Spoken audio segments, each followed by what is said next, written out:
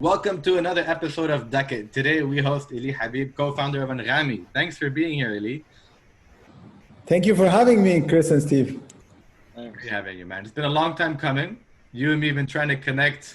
I don't know, it's been a year and a half, probably even right before I started OSN and even during OSN. I think even earlier. Yes. I think even earlier, but then again, It's good to finally, meet you like that. Yeah, I had to force you to do a podcast for us to meet. Oh, exactly. I mean, I had the waiver that I had to be here. Otherwise, it's going to be a problem for everyone. Yeah. It's amazing to have you here. It's good. I mean, it's weird that, we're both Lebanese, but we've been on different ends of the countries all over. But then again, we have quite a lot to talk about, hopefully. Absolutely. I feel like we've almost crossed paths like 100 times. So I have so much that I want to ask you about. And I'm so lucky to have you on the platform where you have to face the music. But I guess the first question I have is as the co-founder of Anghami, how did Anghami happen? How did you decide to get into music in the region? I just don't see that as a natural kind of, dream. No. It's not, it's not natural. What was, it just happened. It's a combination of being bored. Seriously. I had, I'm a product builder. That's what I'm good at. I suck at so many different things, by the way, but I'm a product builder. So I was in last company that I had founded, I got to a place where I was too relaxed, everything was doing great for me, that I got bored of what I was doing, and we started to look for something new to do because the company was doing just fine. So it was doing fine with me being in it or not being in it. And, I had an itch to do something else. And we were talking, me and a friend that was working with me on the previous company, and we were going on a ski trip and we were discussing ideas. And then he was casually telling me that, I forgot to sync my iPod. That was in 2010. I forgot to sync my iPod and I have old music on with me on the iPod. It's like, oh my God, what a problem. And we started discussing music. And then it's we started talking about, what if we could have something better on music? And what if we can have that in terms of whereby, I can go in a room whereby I can listen to the stuff that I like with other people who like the same stuff. So which used to be when you used to go to a DJ and tell him, I need a mixtape and give me some good music. And, what if I can find places like that? And one discussion started leading to another. And then we started meeting at Starbucks at night and discussing again the idea. And the idea started about rooms. So I have various rooms whereby people could go into the rooms and listen to specific type of music, and at the same time meet with others. That was the original idea of Anghami. And then we started thinking more about it, and we realized that this idea, the rooms thing, is pretty cool, but we needed first to have the music and all of that. And that started, the whole thing of, bit by bit, we got to where we are. That's a long story, but that's how it started.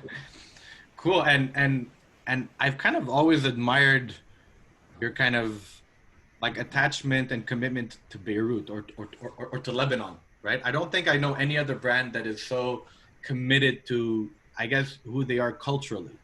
The pros and the cons, but it's so basically the previous company before Anghami was a company called Power Me Mobile. It's a company that I've built SMS and MMS gateways. So if you get SMS spam, even till now, you can thank me about it. So because we built gateways to send that stuff. That was pretty good at the time. I did not expect how many millions of SMS we're going to end up sending per day. But then again, you get to know certain experiences that teach you what you want to build afterwards. In Power Me Mobile, I had 43 engineers working for me. Part of the company, but based in Belarus. Wow. Okay. So hence where Beirut come from, right? Because Beirut and Beirut, the system is clear. I've built a company before whereby all my engineering team was based in Belarus. And after that, I said, there was like, it was a great experience. I love the team from Belarus. I'm still in contact with several of them till that day, till today. But I wanted to have, I wanted to work with the team. I wanted to be with them. I want to be able to build the product and at the same time, teach people and hopefully get a different, not call it ecosystem, different bunch of people to take whatever we know as builders and do better for the future. To do that, I thought I have to do it in Lebanon. If I have to do it where I think I can add something, I would make a difference, if you want to say. And it started, I knew it was complicated because I could have built Anghami faster if I built it anywhere else. But I was stuck. I mean, I could do something for the country. And I thought that, one thing that we have in Lebanon is like brains that we export. Because that's what we're good at, right? Most of the people, Lebanon does not export anything except brains, right? I mean, as far as I know, and hummus maybe. So basically, I thought I could contribute to the brains part if I keep them in. So that's why I stuck on Lebanon. It's still a decision that I'm very, I was very confident about all over the years. In the last months, I can honestly say that, that gets back, whereby, you feel that you're in a country that's going through ups and downs. I don't know whether I contributed somehow to the country, but I don't know whether the future for me is still going to be in Beirut with what's happening right now. Yeah, I was just going to ask you, I mean, how appreciated do you feel right now to have given all that effort, all that time, all that energy to keep the brains in Beirut? I mean, I wonder how you feel today. I mean, I can only assume. Yeah. I mean, honestly, we've never asked. I mean, a lot of time I'm asking a question whether what you ask from the country or from the government or from wherever.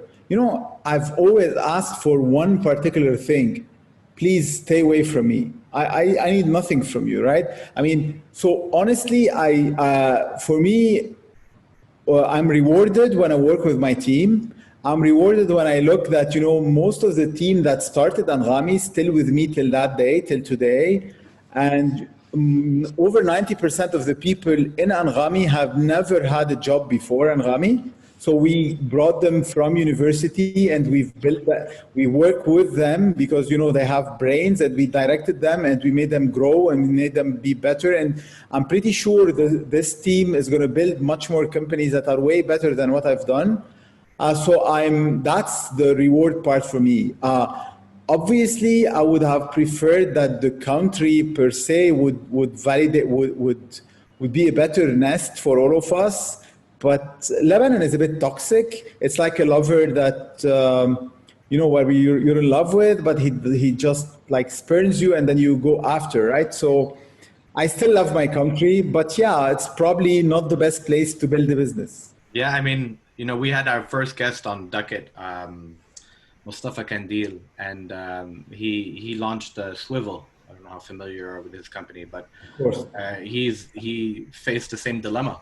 I think he relocated his headquarters to Dubai.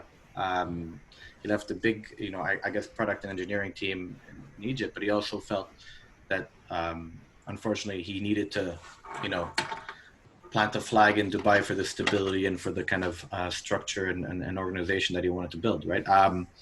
Is that something that you guys are pondering these days? Yeah, it's unfortunate it's unfortunate only because it comes that late. Because obviously, if I took that decision years ago and I was offered and begged to do that, it would have been better for all of us.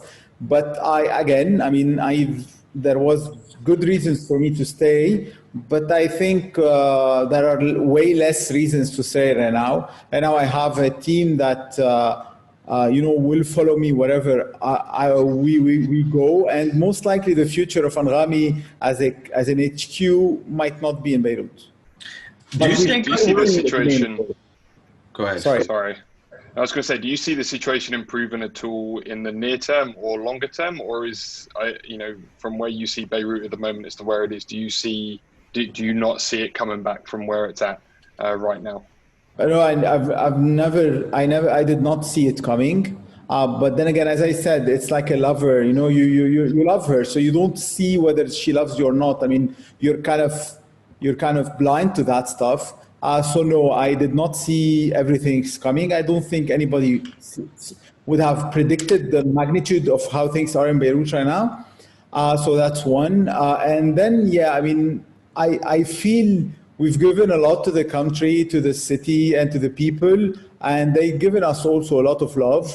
But if I need to keep growing the company and I need to take care of my team, then now I have to think differently. And it's like at one point in time, I had to be here, I had to work and create something. And I think all in all, as a tech company, we're one of the few prides of the country. I think with very little ego, I can probably say that and sound not a dork. But I do believe that one day in the future we might come back. But for now, I think it's way better off for the country and for us to continue building Anghami outside Lebanon, because then again, I don't know if the electricity, blinks, probably because I'm in Beirut. Do you think, I guess, last question on that point, do you think being in Lebanon cost you opportunity?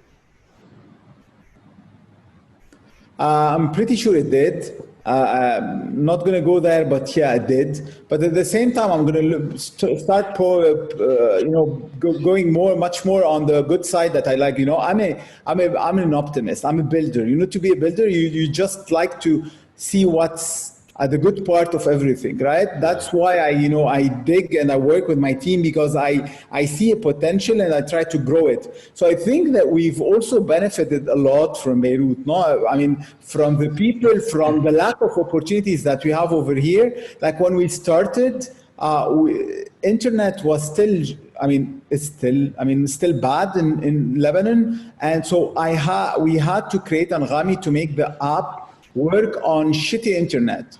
And that's, if we had a place to validate shitty internet, You were living it. Here. Yes. Basically, I thought if I could get internet working at the time, it was like 2G, 3G barely. If I could have a proper music streaming experience for 1 hour ongoing, whereby I'm going to the mountains, and still get good internet, not good internet, still get good streaming all along, then I probably would have a good product. So that was the original thing that we worked on. And, we've done a lot of good work simply because we don't have a lot of opportunity, don't have a lot of means in Lebanon. And that teaches you discipline. And I think discipline is very important and underrated across the Middle East. I think a lot of companies, big and small and large, lack discipline. That's why they don't get to the maximum of their potential. I'm not claiming that I'm better than these, not at all. But I clearly think that having less means and opportunities at the same time, because we're in Lebanon, taught us to be disciplined first. And that actually at the same time helped us a lot and got us to where we are. Absolutely, I completely agree. Listen, I'm a big fan of Anghami. I've been a customer for quite a long time, and it's weird. And it's weird because it's this weird thing about being Arab or being Lebanese or from the Middle East. You tend to not have confidence in local products at first, right? And there's that kind of generalization or stigma, right, that a locally built product is going to be inferior. And for a long time, I was an Apple Music guy or a Spotify guy, and I never even considered Anghami for a long time, truth be told. But it's funny. My brother started using Anghami, and then he said, "Man, it's like a different world." It's like you get educated with music. You explore new music. You get exposed to different music, and that's why he was starting to use Anghami, because he felt that everything was sanitized when it came to Apple Music or Spotify. You were listening to what everybody else was listening to, but if you listened to Anghami, you had that if you wanted it, but you also had a whole different world of music. And I think that was because of the structure of the product and what you expose us to, and the kind of social means of the platform, et cetera, et cetera.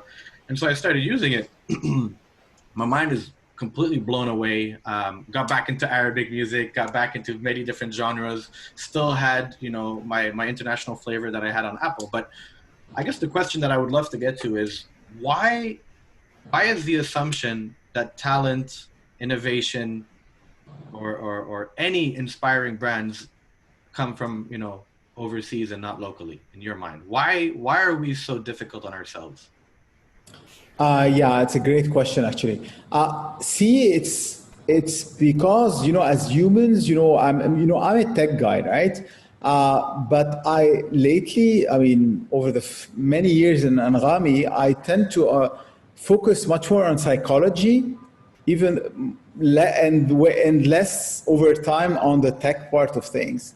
Because as people, we're very much predictable. You can predict with much certainty a lot what would a person want to do, or what he would behave based on the past, right? We can't see in the future, but we can predict based on what they have done in the past. So as being in the Arab world, we've been exposed to a lot of local brands and way more international brands. Obviously, we've been exposed to much more international than local. And we've had shortcomings in a lot of local brands. So whereby eventually we thought, because that was an educated guess, that if it's a local brand, we will have much more shortcomings than if you use an international brand. Simply because on probability, based on previous experiments that we've done in life, international brands were better. So you get used to that, and then without even thinking twice, you'd presume that if you'd call it Uber, it's gonna magically be way better than if you call it Kareem. Simply because, that's Uber, and I read about it I listen to it on CNN, and I hear, on TechCrunch and whatever. You probably don't read as much on Kareem, pre the Uber acquisition. So that's what people started. And for us, it's been, very hard. And the first thing that we started doing in Anghami, when we launched in 2012, and we spent a few years focusing on one thing only, education. Because, when we started, and, a good thing is, like, in 2012, I've actually connected with tons of people on LinkedIn. I still have those mails. Anybody who seems to have money, or does funding, or has whatever, a big firm, to try to see if they invest in Anghami at the time.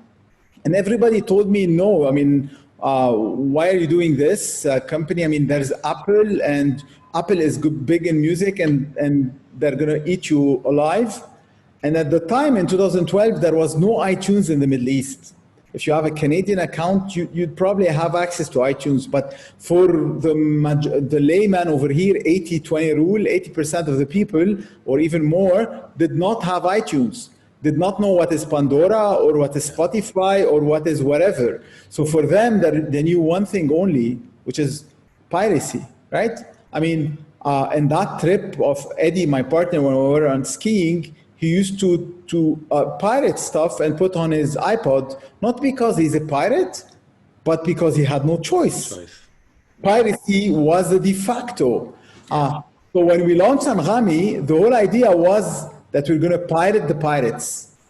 We said, if we could have a good user experience, a cheap service, not expensive, a good amount of content, fast availability of music, then we're going to pirate the pirates. Then we're not going to have a reason to actually pirate things, or we're going to have way less reasons to pirate. But first, we had to actually tell people that, we're a legal service, and we pay the music labels, and music is not for free, and you have to pay something to get music.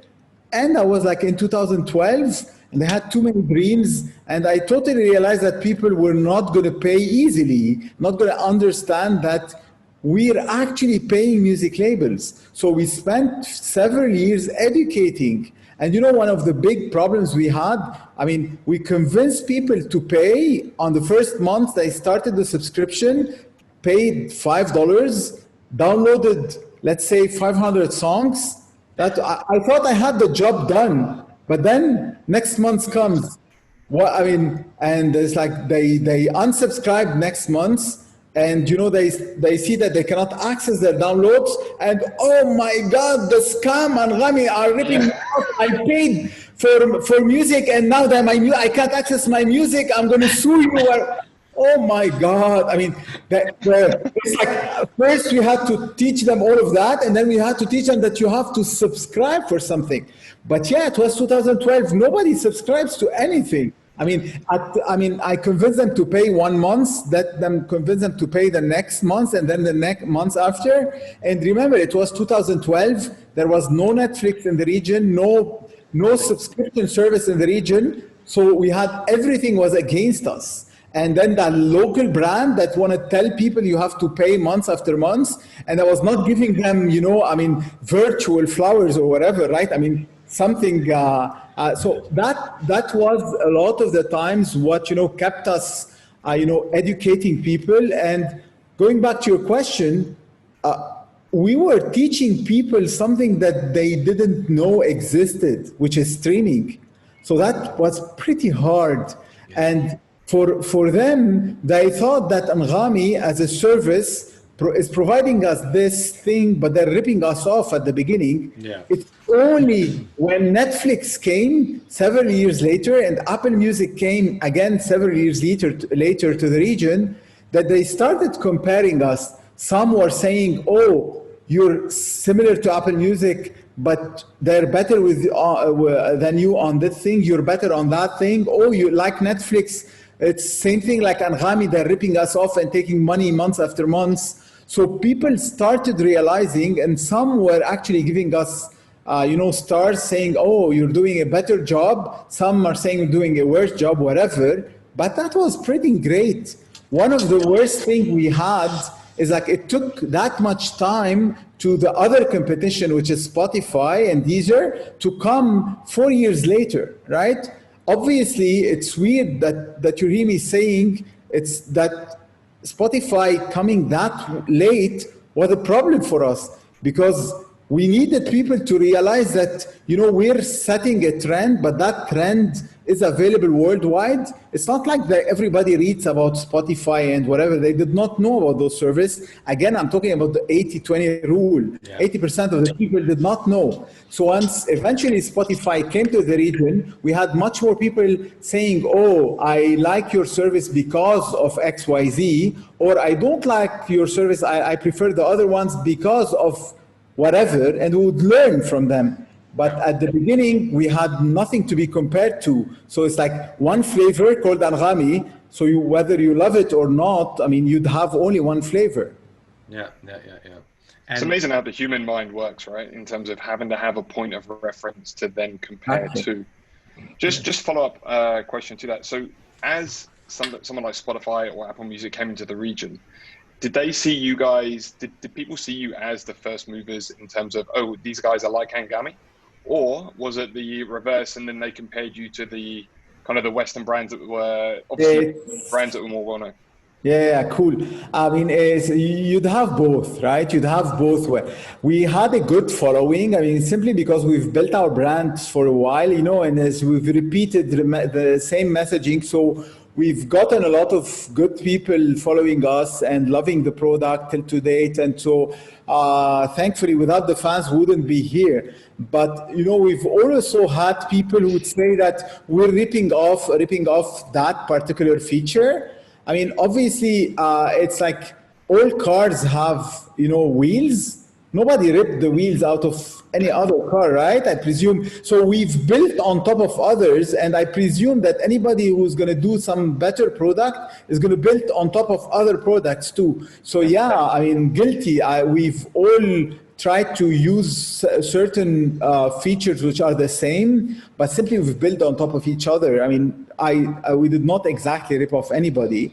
But funnily enough, going back to Christian's earlier question, we've launched multiple features way before Apple or Spotify, but we were branded after people discovered them in Spotify or Apple. We were branded as copying those other features, even though we've done them years before. But it's very simple because people assumed that when they see something in Spotify, they'd assume that we've took the feature. But I know at the same time that Spotify did not exactly steal the feature from us. Yeah. But at the end, everybody converges towards what's best in terms of user experience, in terms of functionalities. And we've always been diverging bit by bit from others. And Christian mentioned about our social aspect, which is something that you don't find in any app. We're kind of on our own over here. But simply because you remember when I started by saying we had a vision, me and Eddie at the time, to have rooms where people could listen to music by themselves. That was in 2011. We finally got to that feature like a couple of months ago. So it took us that much time to get to something that was deep for us, something that we wanted to build. But to get to that, we realized that we need to build so many pieces of the puzzle. And that's why 3 years ago, we had finished the core product of Anghami. We started building social layers, and we're still building. I mean, it's like when you're building something, bit by bit, it takes you a while to tell people what you're doing, and you cannot explain the full picture. You need to really have it all done so that people can explain. In our case, we're still ongoing. I mean, we're always going to be building new stuff. We're builders, and we like to create something that whereby we believe we're creating something that has unique flavor from the region, like music. Music is a common language. We're in 3 different cities right now. We were all connected to Tupac, for instance, but at the same time, the music has a lot of differences between cities that were created simply because of the people in the city. So for instance, you think that any music, any popular song for any artist is the same worldwide, right? And if you look at any of the major apps, music streaming apps, you think that, the top song of that artist in the app show is X. So in world everywhere, it should be X. Whereby we've noticed that over time, music is very different because people experience it through their own ways. Let's say if I'm in Lebanon and my local TV station plays a certain song because it's embedded in some kind of show or whatever, or a radio show, I'm gonna for always be affected by that particular song of that artist, different than someone in Kuwait who've never been exposed to that song because that radio show doesn't exist over there. Yeah. So people behave with that differently, and we're very proud to have the local music DNA of the region. So we know that people connected to a lot of, let's say, space tune Arabic type of comics in the region, whereby that it has part of international music, and because they reuse part of it, a part that is local, and this is all, this is culture, and culture is not the same all over the world. It's local. It's very much what differentiates one city to another and one people from another, and we built on top of that our own algorithms based on what people listen, what people like, what people dislike. Because, dislike is very important. A lot of people tend to connect with likes. You say, like, we all like a certain artist, but your dislikes actually say who you are way more than what you like. Because if we all dislike something, we tend to be closer because we tend to rule out something that we all don't want to discuss or don't like, or actually engage in actually common dislike of that particular artist or song or whatever. No, absolutely. I think one thing I'd love to ask you about is the last podcast that we kind of recorded, and the last guest we had was a music producer. It was just this young guy that was super inspiring. We decided to have him on the show. His name is Ryan Beilouni. And, you know, we connected with him, and he was a really, really cool guy. And it almost felt like we were talking to someone in a space that was starting to ignite, right? I feel like the Gulf specifically, maybe not so much Beirut or Egypt, but the Gulf specifically is kind of experiencing somewhat of a cultural kind of explosion of music, right?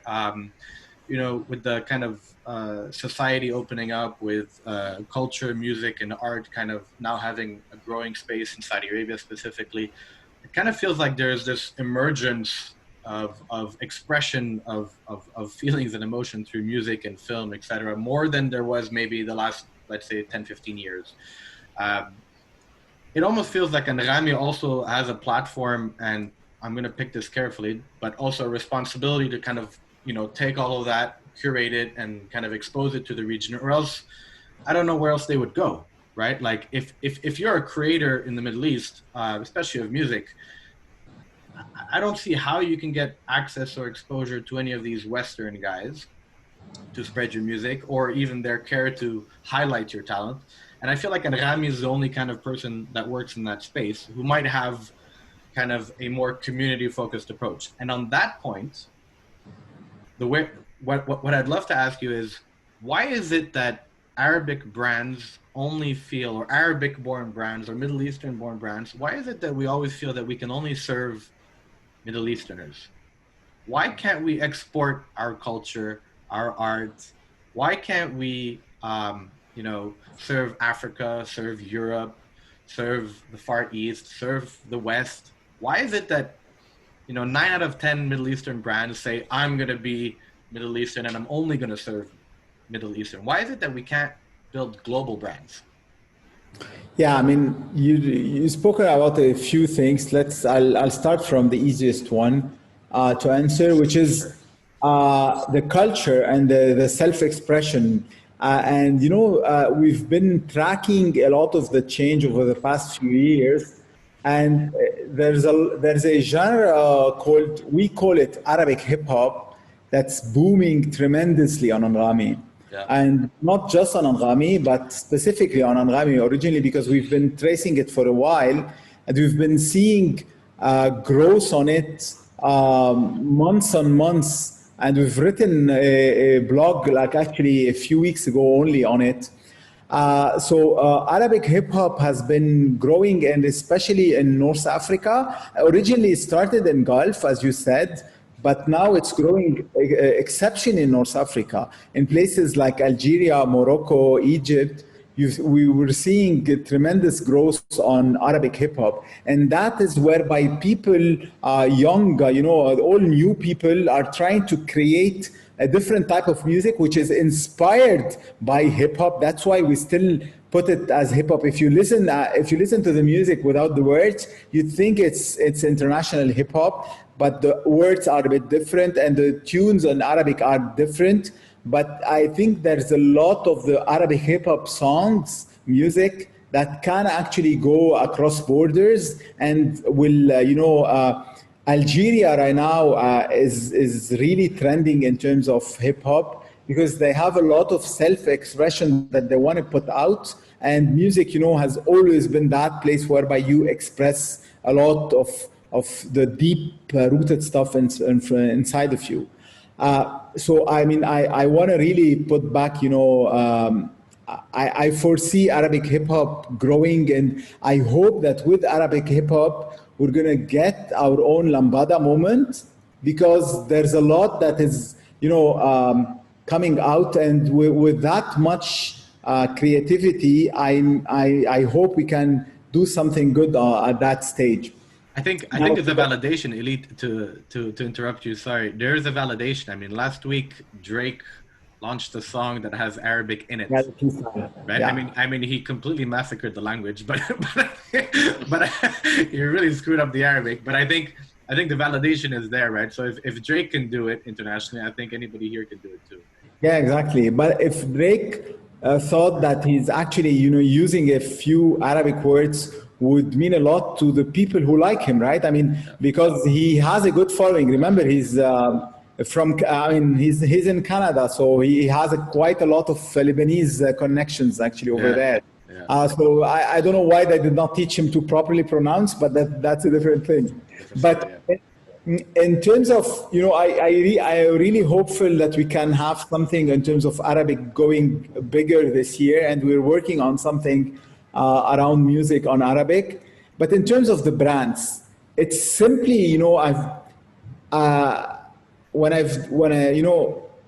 I think as Anghami, as a company, if we've had built Anghami in LA, we could have probably done, still a big company that does music streaming and everything, and we probably would have been able to have a way bigger focus than just the Middle East. The why starts honestly from basic thing, which is just financing. Let's admit it. Middle East is a small area. We'd love to say that, we're 500 million of your friends are in the Middle East region, and there's an opportunity and all of that.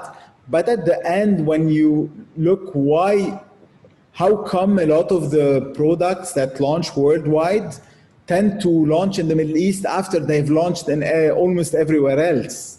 It's because they think that, the Middle East is one of the relatively small areas in the world whereby we need to customize for them. It's Arabic, they like right to left, everything is a bit twisted over there, and there is like ton of countries. Remember, we work, and Anghami works in close to 27 countries, which are roughly around the Arab world. And that's a lot to add up to a relatively small population. When we launched Anghami, it's one of those stories that people probably don't know. I mean, we launched Anghami with just $1 million. Right now, $1 million, you don't even launch a small, if you want to launch a small company, your small seed capital from a few angels would be $5 million or something, right? We launched Anghami and we went to the public, and we had 3 million people using Anghami, and we had just $1 million of funding. So back in 2012, when you really needed to grin to do something, and we did not, it wasn't easy to ask for big amounts nor big variations. And remember, that one was of the missed opportunities. We were in Lebanon. I wasn't in Dubai, I was in Lebanon. So $1 million in Beirut was like maybe 5 in Dubai, whatever. To the point is, the lack of financing at the beginning actually set like a kind of a curve for us, which was hard to grow out of. So eventually, right now, Anghami is in terms of music streaming services worldwide. I think there are close to 10 music streaming services in the world only, which is kind of weird. There are how many e-commerce services in the world? Probably in the thousands or tens of thousands, whatever. In music streaming, there are just 10 services, and we're one of the least funded ever. We've had $26 million of fundraising only, not because we could not have raised more, but because we did not understand why we should raise more, unless we actually were going worldwide, which was never going to be the case because I would have needed way more money. So again, I'm going to do a company after Anghami for sure. I don't know when, but I'm going to do that. But I've learned my lesson in terms of what could the Middle East do and what you should do after. I think a lot of the people who've worked in the Middle East, it's like driving, in the worst situations, in the worst car, but you still need to finish the race and come at the, win the race, hopefully. Next company, I'm going to do a product that could go work worldwide, that's for sure. But I think it's always with the means, I mean, we had a little amount allocated to us at the beginning, and everybody had very few expectations from us that we could actually build a service that would compete with worldwide companies. And I think we've proven everybody wrong, and we're doing just fine. We're still growing, and we're by far the biggest streaming service in the region. I'm not talking with ego, I'm talking with numbers simply. So I'm still proud of what I've done, but we could do more next time if we did it outside of the Middle East. Yeah, absolutely. Go ahead, Steve. Sorry. No, I was just going to say, because on this point around the brand, so coming from outside the region and then coming into the Middle East, like for me personally, I'll say this quite a lot. When I came to Dubai and kind of explored, I had no idea of the scene that was here or in places like Egypt, in Lebanon. So it really opened my eyes to kind of what potential there was in the region. Hence, going and joining Kareem, meeting Chris, and then kind of onward from there. But I guess flipping this topic on its head, you guys speak about people or the brands from here not necessarily going outside, and I think if you think of kind of the brands that come into the region, that's through people that have traveled from the region outside and then experienced. It's through lack of necessarily, to an extent, access or choice that's been local in the region. Whereas if you flip that now and think kind of, if you think further down the line, access to new things is changing, technology is changing, but also people who have left the region, targeting those and them exporting the brands like Anghami to their home countries or wherever they are based now, and then building and festering from there is how I would imagine brands from this region starting to grow tentacles outside of the Middle East. Because both you were speaking about the fact that it's very localized, the kind of the Arab language, right to left. So it is very niche in that sense. But if you imagine, instead of it being that import type culture where it's, I've traveled to, here's these brands, or I look up to because that's what I've grown up with as a kid because there was no access to any other brands. Whereas now I'd almost imagine there are a lot of Arabs and people from the region very proud of their heritage, living outside of the region. Brands are now going to start coming out of the region more and more and more. Your next brand, Elie, stuff that we do as well. That's where that exportation of it would come. And I don't know if you guys would agree, but that's how, being from the outside in, that's how I perceive. Yeah, I mean, there are like 300,000 Lebanese people in Quebec, in the province of Quebec, or originally Lebanese people. There are 300,000, give or take. There's a huge market, right? I think, and that's just one little tiny piece of the east coast of Canada, right? So, definitely. We do have a lot of people. I mean, we do have 19% of our active user base outside the Middle East. We have people from China, from Brazil, from Australia, Montreal, Paris. Detroit is huge for us. Michigan as a whole, but Detroit specifically. So, when people want to connect with Arabic music, they connect with us because Anghami has Arabic music all over the world, international music only in the Middle East. But one thing, Chris, is important. It's like it's a whole matter of learning. When big brands got built to where they were built as a collaboration effort. No one person built a big brand. In our region, it's not the case. So basically, if you look at the eBay or PayPal or whatever, all of those people built it as a group. There was not one person who built it.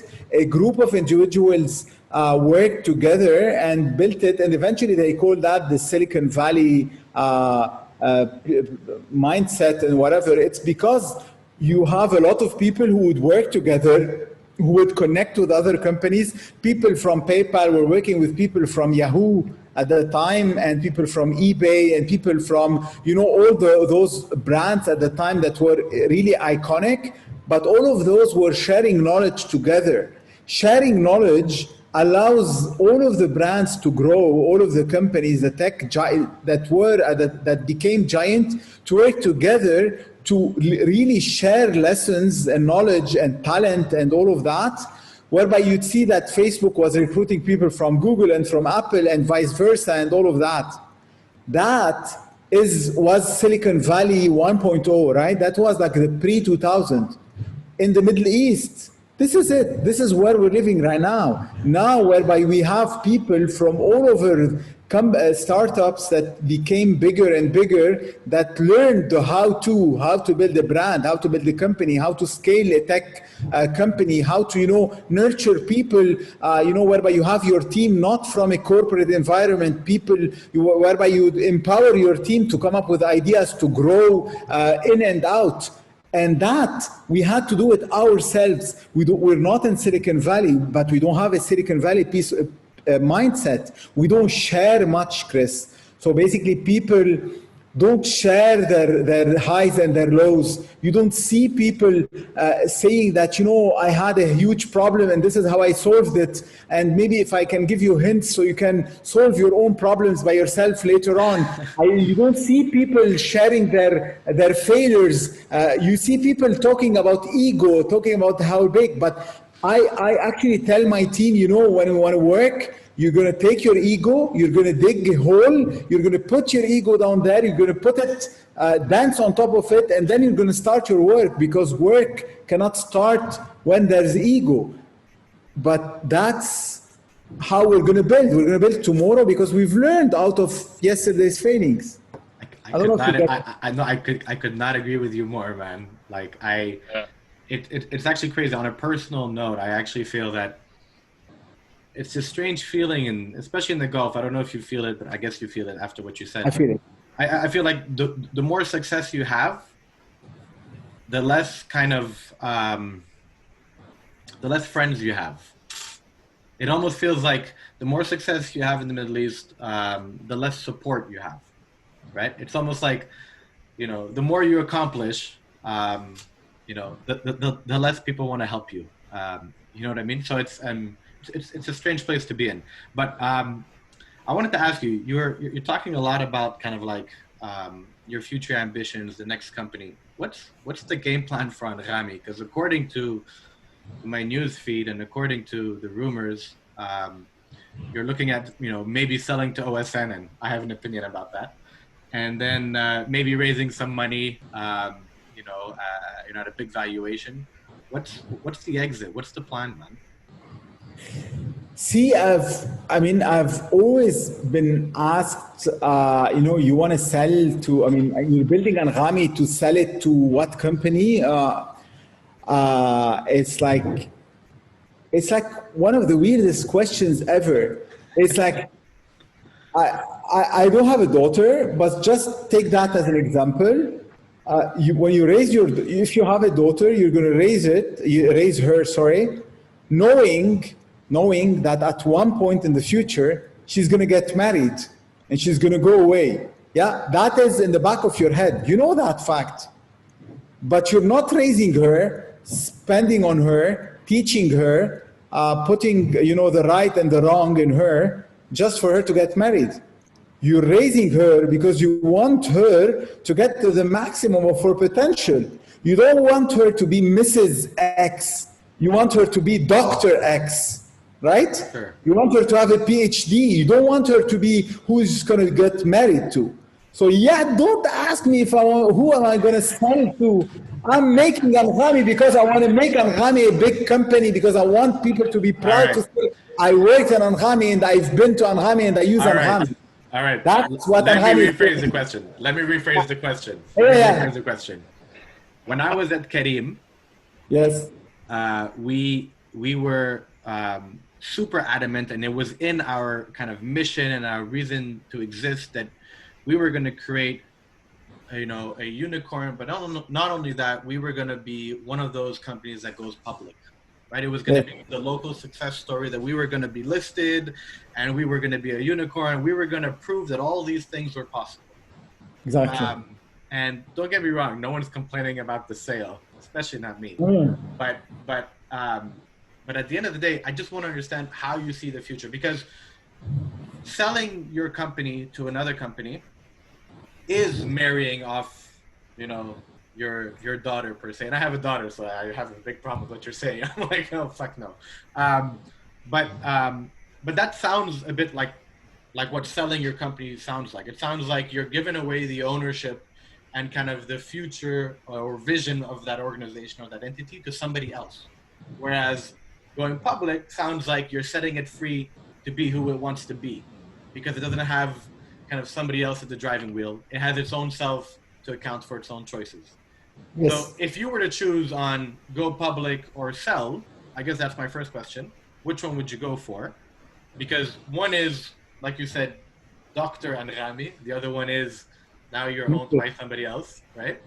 And then the second question or second part would be, if you could start a new company,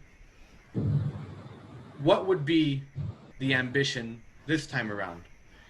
Because I feel that the world that we live in today, the post-COVID, consumerism a la max, post-VC, high burn, scale or die mentality, what would be kind of the difference between Anghami and this new company?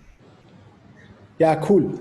So the first question, continuing from my previous answer. So yeah, I want to take Anghami to the maximum of its potential. The only thing, you can control in life is your effort.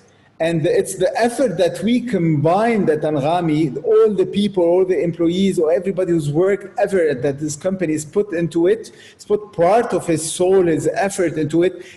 And this is, for me, the reward is going to be to make sure that it gets to the maximum of that effort. Ideally, it's going to grow and become, bigger and bigger without someone else. So on its own effort, not as being as part of another company, but for sure not to be folded into another company. So if I had choices, and I'm still working on my choices, obviously, I'm not in a rush to do anything today. It's like going public would be probably the best thing that the best outcome that I would want to. Whether this will happen or not, I don't know. But that would be what I would dearly want it to happen. Now, the next thing would be if I can get a piece of get Anghami to grow, but at its own, with the product remains, but in a company that would value it and would grow as a consortium or whatever, then that would be my next piece. But get what I don't want it to be is to be folded into a different music streaming service. That would something that I would fight for it not to happen very openly. On the next question is for me, I've learned a lot in Anghami, and I've learned much more than I've learned in my life, because Anghami is my 5th company. But I'm pretty sure that I've learned in this many lifetimes, because I had the luck to be exposed to so many great things, and I've been exposed to a lot of people who are way better than me. And that made Anghami what it is today. In the next company that I'm going to do, I'm going to obviously take the lessons and take the failures, and we have tons of them. And one day I'm going to simply tell people about the failures, because it's very important that if people have to people in the region and Lebanon want to build a company that's better than Anghami, they should learn from the failures of Anghami so they don't do the same mistakes. But I know a lot don't believe that I'm genuinely giving my failures, but this is important. This is important as a matter of speaking for the entire region, for people to come out and say what you should do and what you should not do. And when you're talking about VC funded, I have my own opinion about VC funding and about high growth companies and about debit and credit and about profitability and about maintaining a positive EBITDA as a matter of speaking about before everything else. Because good, good likes or tweets or whatever virtual engagement number makes nothing. At the end, you have to pay money to the employees, and you need to have the cash. The cash flow trumps everything else. I want to create a company whereby I learn out of all of that, hopefully with people from Anghami, and I want to do something that would be worldwide, as you said before, because I think there is there's clearly nothing that we cannot set our mind and work to and create a product that in post-COVID world wouldn't be used anywhere. I mean, why not? I mean, we're online, we're digital. A lot of the times we've validated that there's still a lot of potential and growth across anything. Even everybody said that, thought that growth is going to be that it for e-commerce, for instance, and it proved that it's in post-COVID, it's growing tremendously even more. So there's a lot of opportunities, and I have a couple of ideas already in mind. I know that I'm not gonna make them this year or next year because I'm still on Anghami and still Team Anghami, and I'm not young per se, but I still think that there's at least one or two more companies in me, and number 7 would be great. I've built 5. I still need to do more, 2 more. You know, it's so funny. I don't know if Steve, you feel the same way. Listening to you speak, I'm like, we have, you know, us, I think we're entrepreneurs as well by heart. We'll never change. We're always doing 6 things at the same time. I think it's in our nature. We have, you know, the attention span of a mosquito. We were unable to just do one thing, and we hate specialization. And we have ideas, and we're starting to build also other concepts in parallel. That's what we do. All I want to do right now is stop the recording and talk to you about the concepts. We have so many ideas. We have so many kind of ambitions. Do that after the recording. Yeah. But I'm so excited to hear, you know, a guy like you say something like that. I think it's super humbling. You know, I think a lot of people in the region, they say, you know, I want to create one big company, impact at least once in my life. And here you are, you know, trying to hit 7 companies in your lifetime. I think that's super awesome. And I really appreciate you being vocal about that. I think it really helps us keep our feet on the ground and realize that there is no limit, and that we're only kind of bound by our own, you know, dreams, right? Last question. Where are you going to start your next company? I don't know. My dream would still be to start my next company in Beirut. I mean, being very honest about that. What are the odds of me doing that right now is almost 0. But I hope I'll still, that would still be, you know, when we started Anghami, we had a vision. We crossed that vision earlier on. I mean, and then we had another vision, and we're still working towards it.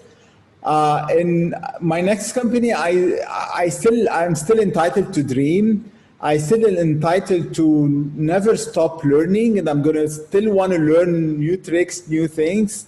And for me, you know, failure is always the beginnings of things. So whatever I fail in, I've always managed to do better afterwards. And Anghami has been a string of successes built on top of failures. But what's important for me is always to teach others. And for me right now, I'm focusing on others as my team. There are over 100 people that I engage with roughly within a week in Anghami. And those people are the people that I totally believe that they're going to do kick-ass companies, because, you know, they've learned to assume nothing in Anghami. They've learned to question everything. And everybody, you know, have validated for me that they can be the next great leaders because they've learned a lot in Anghami. And I want to be at the point whereby when I'm doing my 7th company, I'm helping them build their 2nd or 3rd. But what's for sure is we in the Middle East need to become much more builders, you know, build more companies and not be afraid that, you know, there is a company in I don't know, Portland or LA doing something similar. We still can do better because they're not better than us in anything except that they have confidence maybe. And we need to realize that we can also, we can have that confidence based on, you know, data, based on what we've done. Absolutely. Elie, thank you so much. We've had you now for over an hour, so we really appreciate it. Thank you so much. I think we could keep talking. I think we could keep talking for like 3 hours, to be honest. But yeah, we really appreciate you coming on Ducket, Steve and I. We really appreciate it, and hopefully we'll have you on sometime in the near future to see what happens for your next project. But Hopefully. thank you very much, Elie. Thanks for coming on. Good luck. Thank you. Thank you for having me.